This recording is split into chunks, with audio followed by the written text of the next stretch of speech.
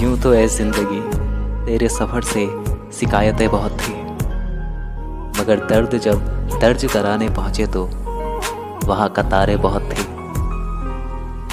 कभी फुर्सत मिले तो उनका हाल भी पूछ लिया करो, जिनके सीने में दिल की जगह धड़कते हो।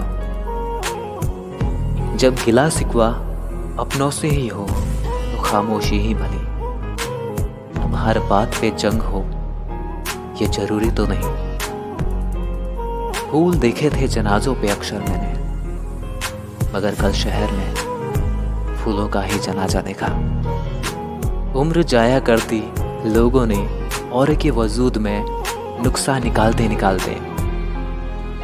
इतना अगर खुद को तराशा होता तो फरिश्ते बन जाते।